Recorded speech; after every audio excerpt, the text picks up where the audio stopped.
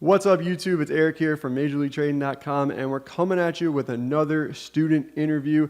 This time we sit down with Zach a couple of weeks ago now. My fault on getting this video out. But we had a really good conversation, and Zach is now also a full-time day trader here using the level strategy, and he's added a couple of things that we talk about. But ignore the really weird, in my opinion, introduction to this one, and let's kick it off with Zach. There's a lot of good takeaways in this one.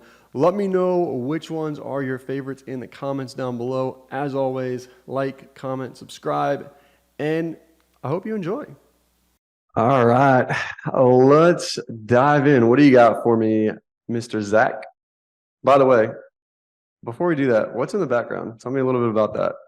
All right. So I'll probably explain it a little bit, but I was an athlete all my life. I still do a little bit here and there. But because of that, I am an avid sports fan and sports collector. So over here is a signed Shaquille O'Neal jersey. Over on this wall over here is a Islander team signed jersey. I forget what year. Over there is a Mariano Rivera Yankee signed jersey as well. Nice. So Yeah. all of them are signed? Yep. All of them are signed. Very cool. Yeah. So sports. Let's Yeah. talk about that and trading. So far you're the first which the college you went to, what was your kind of major? What is it that you wanted to do? Mhm. And kind of where that role and lead you into trading. So give us a bit of a backstory there. Yeah, for sure. So I played collegiate baseball. I played Division 1 and Division 2. I initially went to school down in Florida in Orlando area at Rollins College, and they're a powerhouse Division 2. But I had a bunch of stuff going on, some family stuff. I didn't really mesh well with the coach, so I ended up coming back home to, which is funny because it kind of comes full circle. So I ended up going to Florida, coming back home to the school that actually offered me a big scholarship out of high school, New York Tech, and I ended up playing there, Division 1, and then in the later years they actually dropped down to Division 2, where we actually went to the College World Series for Division 2, which means we were one of the top 8 teams in the country, which was a pretty cool experience there. Um, I have always been a sports fan, like I said, and so I actually want to do sports marketing or sports management. My mom, growing up, she was a CMO of a publicly traded company, so I've always been interested in marketing and advertising, stuff like that. And I've always had interest in stock because she would always say, our stock's not doing well, or our stock's doing great, or whatever. So I'm like, what the hell is a stock? This is when I was like 10, 11, 12 years old. Um, and then I slowly started getting into stocks. And, this is when I was like in high school or, in the beginning of college. And then I was like, well, I'm really not really learning anything in school because I'm just like a general business marketing, major. And then I started learning more about stocks and options and finance in general. I'm like, oh, I like this. I've always been good with numbers. I have a pretty good capacity for learning. I have a pretty good understanding of like patterns and stuff like that when I started learning stocks and stuff like that. And kind of just took it from there. And then after school, so I actually graduated in 2019, and then I was in my grad school year in 2020, and that's when COVID happened. And so COVID unfortunately took the last season of baseball from me. And, at this point, I already had a shoulder surgery. So basically, I kind of knew in the back of my head any aspiration of going pro was slim to none. Even though I was a really good hitter, I couldn't really throw with any speed or anything behind it, unfortunately. And then during COVID, as you know, everything shut down. My father has a business up in New York here. And so I was helping him literally 7 days a week for a year and a half, as well as trying to like trade in between. And so I never really had a real like office job. It kind of just transitioned from school to this COVID thing. And then, I'm helping my pops at his shop 7 days a week. And I was trading at the same time. And then I got to a point where I would say to him, listen, respectfully, Dad, like, once you're properly staffed and this whole thing's done, like, I don't know if I can do this anymore. Because, there were days I would make the entire, and listen, he paid me like his son. I'm not trying to make a killing off of him. So there are days where I would make an entire salary in an hour, in between customers, like in the office. And then, that kind of took it from there. Okay. Yeah. So what position did you play? So before I had shoulder surgery, I played shortstop and I was a pitcher. And I was a really good pitcher. I threw really hard when I was like 13, 14, like ahead of everybody else. But then I guess overuse kind of, was the end of that. And so I tore my leg LT. around 360 degrees. The doctor said they haven't seen anything as bad as that. Only one other case, and it was Drew Brees, who was the longtime quarterback of the Saints. And so, I wasn't very optimistic that I can come back and play baseball, let alone pitch. And so I never actually did pitch again, but I was able to come back and play at first base and outfield. And I was able to go and play in college, which was pretty cool. Okay. Yeah. So you graduated right before COVID then? Yep. I graduated before COVID and I was in grad school during COVID. Okay. So and you've been working your way kind of into the markets, obviously through college and things like that. So you had a couple of years leading into COVID, Mhm. right? How different was what you saw in 2020 and now up till 2023? Like, let's kind of Mhm. talk through those years, what ultimately Yeah. ended up kind of taking place. Yeah. So, I would say I got into the market in general in like 2017, 2018. I downloaded Robinhood and I was just like buy shares. And my big like claim to fame is I bought shares of that end phase stock at like $6 a share. And I had no idea anything about it. At the time for me when I was like whatever it was, 17 years old, I put in like $1,000, which was like, it's still a good amount of money, but to me it was like a huge amount, right? And I put it Yeah. into end phase at like $6 or $7. And within a couple months or like 5 months, and this was like 2018 or something like that, 2019, it doubled. And I sold it all. I'm like, wow, this is great. And then I started taking some of that money and I started hearing about options. So then I bought an options like Discord or whatever. And so then I started kind of dabbling with that. I still didn't really understand it. So at that point, I was kind of doing mostly still shares and occasionally I would do some options. And then I started just like naturally seeing on social media and in this Discord, like people making a lot of money with options. And I was like, okay, maybe I should stop doing shares because, I saw how long it took to make this crazy amount of money. And some of these people are doing it in like a day or two or a week or whatever it may be. So then I started focusing more on options. And then, 2018, 2019 goes by. And then 2020 happens. And then I would say in the beginning of 2020 is when I really started um, to really dive into it. And that's when I first understood like calls and puts and stuff like that. And then obviously we had the huge collapse in the market. And I had no idea what was going on. All I know, everyone was like screaming and panicking. And I'll never forget because I told you my season got canceled, during COVID. So we were actually in Florida. My entire team was down there playing in Florida. So I was like stuck in Florida. And so I'm like, okay, what do I do? So I was like in my hotel and like I'm on my computer and stuff and I'm seeing everything go down. And I'm like, wow, everything's dropping. And like, this is when I didn't really know technical analysis. And I saw Microsoft. And I'm like, all right, let's buy a put. And then I'll never forget that the next day we had a limit down in the market. And Nice. so, we haven't seen that obviously since then. And so we limit down and Microsoft dropped like whatever it was, like 10%. And my like $250 put went to like almost $2,000. And I'm like, whoa, this is crazy. And then, long story short, I was buying puts. I was making a lot of money. And then at one point, I had one put. And then the next day, we had a limit up. And so the put that I had for $250 was now worth $5. Yeah. So at that point, I was like, okay, that's when it hit me like, okay, options, they're great. You can make a ton of money, but I have to learn this a little bit more.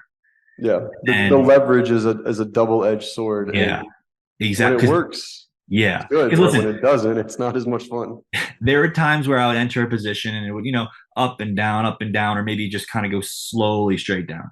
This was the first time where I entered a position. I know as option traders, you understand the risk, but this was the first time where I entered a position. The next day, it was gone. Like the money was pretty much gone, done. There's no coming back. So that's Yeah. when I was like, okay, let me slow my roll a little bit here. That was great, but let me focus up now. Okay. Fair enough. And Yeah. then, so you survived 2020. And I looked back, it was July of 21 when uh, you found Major League Trading. Yep. And if I remember right, someone actually referred you, right? Yeah, it was Jake. Good Yeah, it was Jake. old Jake. So how did you know Jake? So I never asked that actually. yeah, so I knew Jake through the group that I joined. This was the second group that I joined, like the second stock Discord, which was a Slack group, Simba Stocks, with Okay. Brett Simberkoff, who has always been a good friend to me. He's always taken care of me when I've seen him and stuff like that. And then Jake at the time was one of the admin moderators before he kind of did his own thing. And we would talk pretty frequently. And my like claim to fame, I don't even know if he remembers this, is that he wasn't really doing many like one-on-one lessons because at that time he was still like working. And so I remember he offered to do like a one-on-one lesson with me. Oh man, that'd be great. And then he's like, I said to him, "How much do I owe you?" He goes, "Oh, I don't know, man. Like whatever you think." I'm like, "Well, you tell me. Like I value your time." He goes, "I don't know, man. Whatever you think." I'm like, "I don't know. I don't want to give you like a lowball offer or something."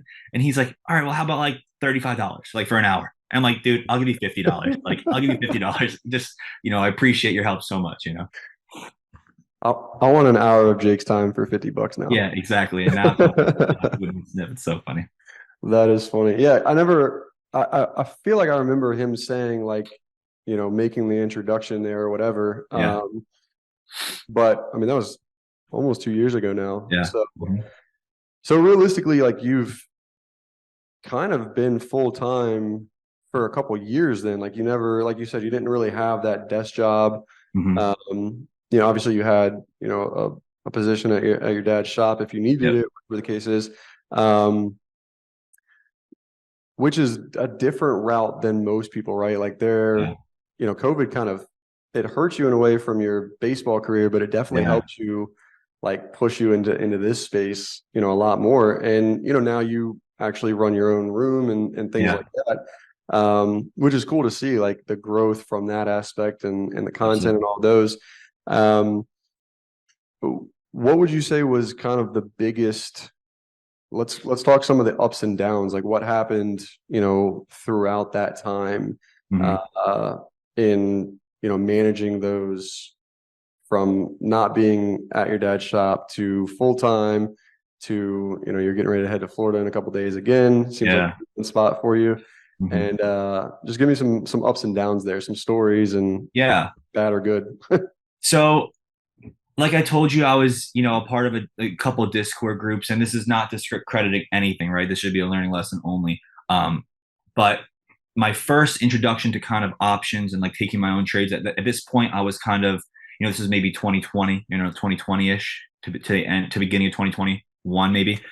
At the time, my portfolio I think was like 10K because I remember when I graduated high school, I got a couple $1,000s, and like slowly over time, like just with shares, I turned into like 10K, which was tremendous, right? And I remember I started the year with like I think it was like 12K, and in literally 2 months, I turned like 12K into like 45,000. And this was probably, and keep in mind, this was during COVID, right? So like everything was just booming.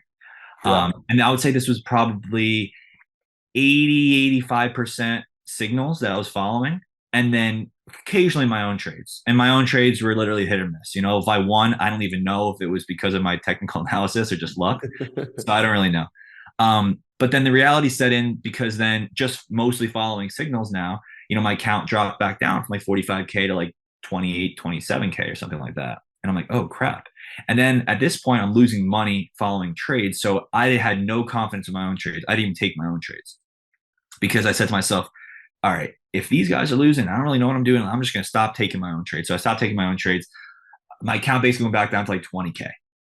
And then that's when I was like, okay, it started to kind of click with me where it's like, no disrespect to anybody, but just common sense, right? This isn't going to be a sustainable thing, me just following somebody else, right? Even if I do take some of my own trades, I have to learn, my own style. Yeah. And because in reality everyone has different size portfolios, different personalities, different emotions come into play when you trade. So I had to figure out what worked for me, and that was kind of a back and forth for a long time, not only mentally learning but also my account, right? And then that's kind of now segues into when I kind of found your course, and that kind of mindset and the level system and all that, it kind of meshed well for me because I don't really like uncertainty. And with the market, there's enough of that. And so with this, it was pretty black and white. It was like, okay, here's this level, here's this level. And, I like how they were called levels, not necessarily supports and resistances, because sometimes that kind of throws you off. Just calling them levels. And then it's like, okay, where are we in retrospect to these levels? Right. And so then, I found a lot of success in the end of 2021. I ended up taking a big chunk of profits and I put those towards investments, lost that. a good chunk of that. But then what I realized too is that, okay, this is now figure fall of 2021, early 2022.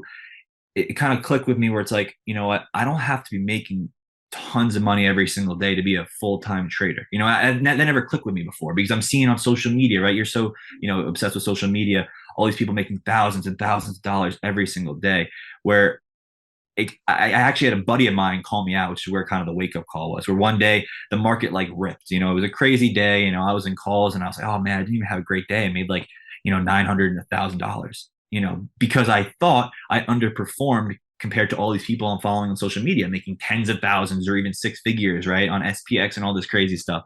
And then he said to me, dude, like no disrespect, but don't say you had a crappy day if you made $1,000. Like that's a good day. Like don't Yeah. compare yourself to other people. Like, that's just a bad mindset. And it kind of makes me feel bad because at the time, I was kind of helping out some of the other guys from my baseball team learn how to trade. And they would have days where they make $300, $400, $500, which is great.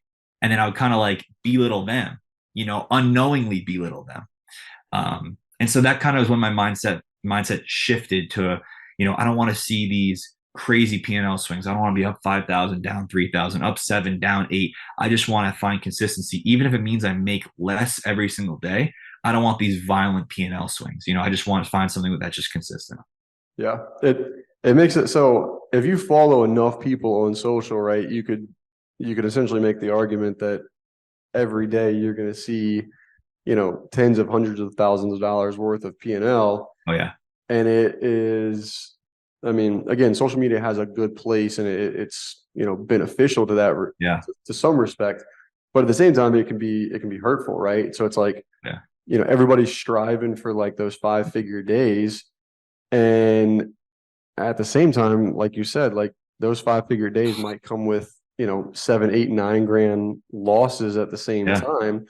And if you can't handle those, mentally, then it's just not, it's not going to work. Like you're going to wreck Yeah. yourself and your account in the long run. Exactly.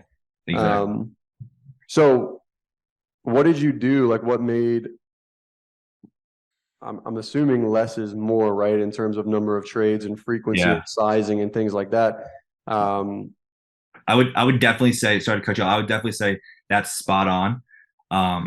It's crazy is, I used to just post before I had any like, any ties in social media, before I tried, teaching people my ways and stuff like that.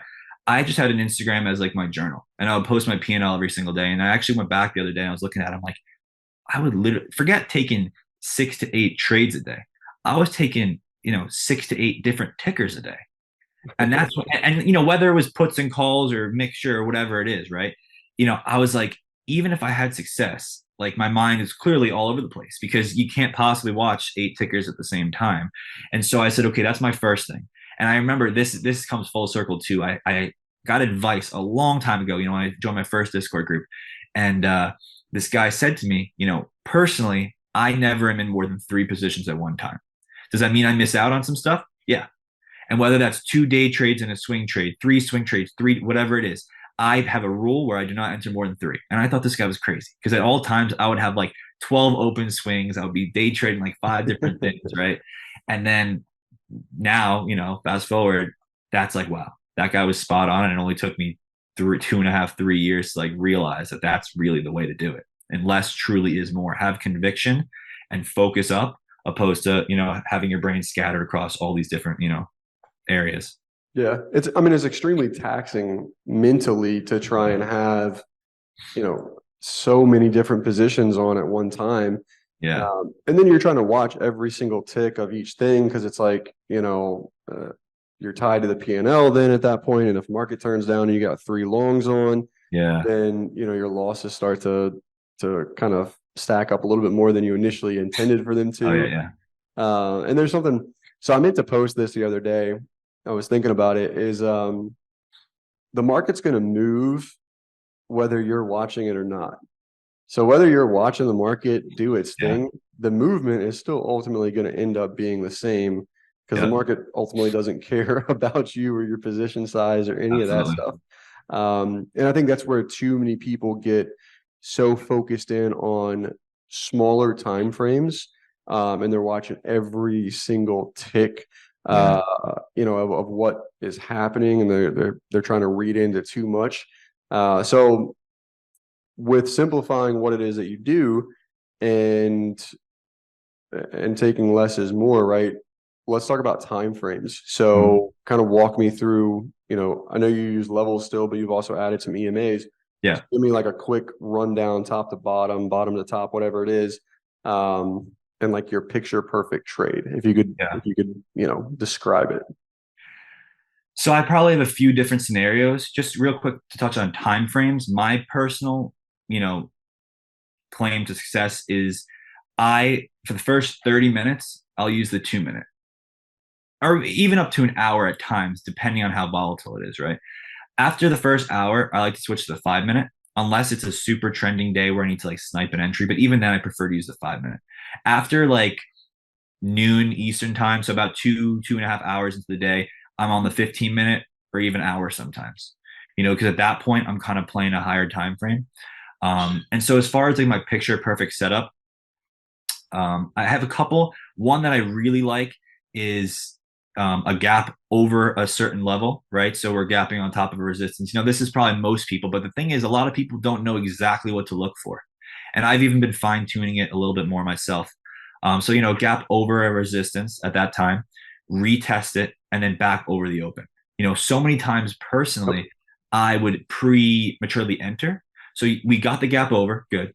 We got the retest good, and even the candle might close as like somewhat of a hammer candle, right? But that candle doesn't close over the open, and even maybe the next 2 or 5 minute, it still might be bullish, but it doesn't close back over the open. And the whole idea with that is that at least for me, and probably for everybody, is you want to see the price go lower and then go higher. Because if we never get back over the open, that means that the open can then be the high of the day and then just fail the entire day. And so many times I've seen that the first 10, 15 minutes, right? It looks like we're strong, looks like we're strong. We actually are bouncing or rejecting whatever it is, but don't make our way back over the open. And what ends up happening is it just flushes the entire day. Yeah. So there was actually in the mentorship chat the other day, someone dropped it in there.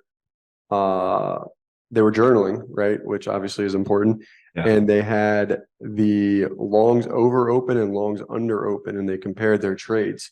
Yeah. Um, and the P&L percentage, or the P&L and the percentage of winning trades compared to losing trades, I want to say it was roughly like 35 trades, give or take, on either side, right? Yeah. This is over the past like month or two, right? So they were still profitable on their longs under the open, Mm-hmm. but it was like $500, right? And when you flip that over to the P&L on the long side over the open, it was like $3,400. So it was Wow. like 7 times Yeah. the profit. And when you looked at the winning percentage, they were almost identical. It was about 65% losers Mm-hmm. on the under the open longs, and it was Interesting. about a 65 winning rate on longs over the open, Hmm. right? So the question becomes is like, are those, 30 some odd trades worth that, $500 Yeah. when you could just take these other 30 trades over here that are Exactly. over the open, and it's 7 times, the amount in P&L, right? Yeah. So it's interesting when you go back and you look at some of those things and you start to define it, right? And Uh-huh. like FSLR from last week, right, was a beauty. It's a gap Yeah. over the level. It tested it Yeah. immediately right back over the level. Yeah. Um, but unfortunately, like it was one that it's a difficult stock to trade, right? Yeah. And not one that we would normally, not something we look at every single day, right? It just happened to have Yeah. that big gap. So with that, my question would be is like, what would be some of your favorite names to watch or trade?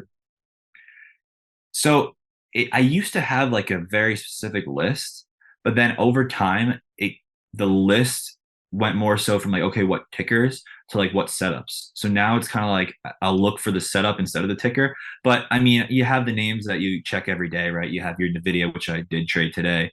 Amazon, Netflix, AMD, Shopify. I was a big fan of Square before it just started kind of tanking every single day.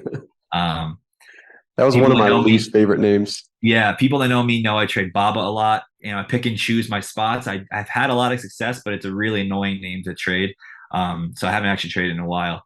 But like I said, it's more now for me. I look for my setups opposed to the stock because that's kind of what's cool about learning what works for you. Where it doesn't really matter. It's not like, oh, this setup's only going to work for Amazon and Google. This setup's going to work for everything that it applies to. You know, and so for me, it's like I prefer to find the good setup opposed to my favorite name that I may know better than a certain other name. Okay, fair enough. I like that answer. Yeah. All right. Biggest loss and how did you recover? Biggest loss. This is actually funny. So this was like this end of December or early January. So I think it was end of December 2021.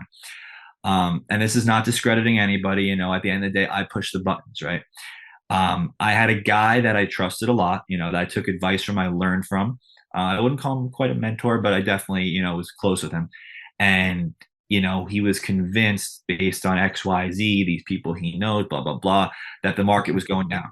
The market was going down. We were nearing a top. And like at this point, we actually were kind of near a top, not necessarily in the indices, but like at this point in time, the end of 2021, we started seeing a lot of the growth names start to decline, right? Square, Shopify, PayPal. So I was like, okay, maybe it's time. And so I entered a position. I think it was a gigantic position. I think it was like 45 grand was this position. And but the reason why I entered it is because it was like a 2 month out swing. So I said to myself, okay, like realistically, my stop loss would be like, I think it was like $6 on the SPY or something like that. And if it goes over that, I'll just cut it. I'd lose maybe 8 grand, 9 grand. So for me, it was like I was risking, let's even call it 10 grand. I was risking where, at this point, I think SPY was at like 470. We were looking at like 420, which it ended up hitting actually like a month later, of course. But I don't really remember the details, but long story short, from my entry point, we like moved up the next day, like right under where I wanted the stop loss to be. And that was like the daily close. And so I thought we were going to kind of reject and go down. But I think it was a Friday going to a Monday, and that was probably the first red flag holding over the weekend. And I think we gapped up the next week, like a couple bucks, like $3. And now we're like $2 or $3 over my stop loss. And I'm like, you know what? Let me just wait till the end of the day to see if we kind of turn around. Sure enough, what happened? We rocketed that day, went up another like $5 or $6. So at this point now, what I thought would be like an 8-10K loss, I think it was like a $21,000 loss. And so yeah, it was brutal. And so that's kind of where I was like, you know what? Let me now realize. Now I realize that I can't be having these P&L swings, and forget like the sizing. I just like can't be letting these positions. I have to have hard stops, and I kind of all these things started clicking, and that's when I was like, who was I to put 50 grand into this position, betting on the market to collapse? Like the market doesn't care about my position. Like you said, the market doesn't care about your position size. And like quite frankly, if we did go down from 470 to 420 and I caught it, I could have made a bag with like $5,000 position size.